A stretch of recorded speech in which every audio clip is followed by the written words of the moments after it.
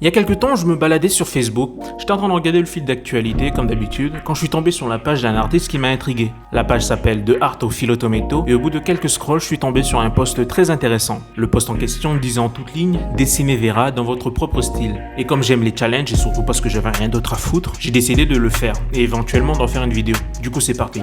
Je commence tous mes dessins par un croquis, ou ce que l'on appelle en anglais un rough. Le but ici, c'est de créer une base pour le futur dessin. À cette étape, le rough n'est pas obligé d'être très précis. L'important, c'est que vous ayez mis sur le papier ou sur votre calque l'idée que vous avez en tête. Nous ici, on veut dessiner Vera, du coup c'est un corps féminin qu'on va essayer de simplifier le plus possible. On utilise des sphères pour créer les épaules, la tête, la cage thoracique et le bassin. Et on relie le tout par des traits. Du moins, c'est la manière la plus simple de le faire. Et comme le dessin original, je vais lui donner une pause. Ici, Vera est en train d'enlever son pullover. Je passe par la suite des coups de gomme pas sur les traits que je ne veux pas garder afin de garder une base propre pour la suite. Ensuite, dès que la base est finie, je peux déjà commencer à placer les yeux, les cheveux, les lunettes, enfin tout ce qui va servir par la suite pour le dessin. Et pas longtemps après, je me rends compte que le bas du corps est mal proportionné. Du coup, à l'aide de l'outil de sélection ou du lasso, je viens sélectionner cette partie du dessin et je viens la déformer pour que le dessin soit bien proportionné. Puis par la suite, sur un autre calque, je commence à dessiner son pullover. J'essaye de faire en sorte que le tissu ait des pliures plutôt réalistes, enfin réalistes dans mon style je veux dire. Si vous n'y arrivez pas, je vous conseille de regarder les références qu'on peut trouver sur Pinterest et les autres sites des dessins. Il y a plein de conseils qui valent le coup franchement.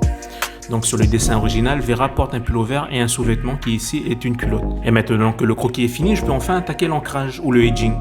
Je crée un nouveau calque par-dessus celui du croquis. Donc comme vous pouvez le remarquer, je commence par les yeux et les cheveux.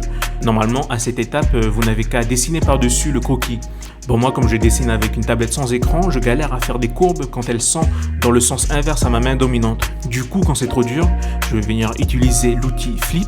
Cet outil me permet de tourner l'image pour atteindre plus facilement certaines courbes. Mais il n'a pas que cette utilité parce qu'en la mettant dans ce sens, vous arriverez à voir certains défauts que vous ne remarquez pas au premier coup. Alors si vous dessinez des lunettes, ne faites pas comme moi. Pour faire des lignes droites bien plus propres, vous pouvez utiliser la touche Shift et votre stylet. Puis pour tracer une ligne horizontale, vous maintenez Shift enfoncé et avec votre stylet, vous n'avez qu'à dessiner votre ligne et tout sera plus propre que comme je le fais. Bon, passons à la colorisation. Pour ce faire, je crée un calque par-dessus les autres et je le mets en mode produit pour que la couleur ne vienne pas recouvrir les traits de l'ancrage. Alors encore une fois, ne faites pas comme j'ai fait là. Il y a une technique bien plus pratique qui consiste à utiliser le lasso. C'est bien plus long, mais c'est bien plus pratique. Il y a une technique bien plus pratique qui consiste à utiliser le lasso pour sélectionner la partie que vous viendrez coloriser. Moi, je m'embête à colorier directement parce que moi, j'aime le coloriage. Pour la colorisation, vous remarquez que j'utilise des couleurs plutôt claires. C'est ce que l'on appelle les couleurs dites flat, les couleurs à plat quoi. Par la suite, avec les ombres, on va venir donner du relief. Là, vous le remarquerez un peu tard, mais sur le dessin original de Vera, il y a des tatouages avec des persos de chez Cartoon Network. Mais bon, moi quand j'ai essayé, j'ai pas réussi. Justement, on va passer aux ombres. Et là, pour faire les ombres, c'est très simple, c'est une partie très rapide. Il vous suffit juste de créer un calque que vous passez en mode produit, comme pour la colorisation. Et vous prenez une couleur un peu plus sombre pour créer des ombres. Attention, ne prenez pas du noir, parce que ça va venir tout simplement assombrir votre dessin et on verra plus rien. Et voilà, le challenge est fini pour ma part. Si vous avez des questions concernant le dessin, vous pouvez me les poser en commentaire. Je me ferai un plaisir d'y répondre. Je vous donnerai mes conseils en termes de dessin, donc soyez pas timide et posez vos questions.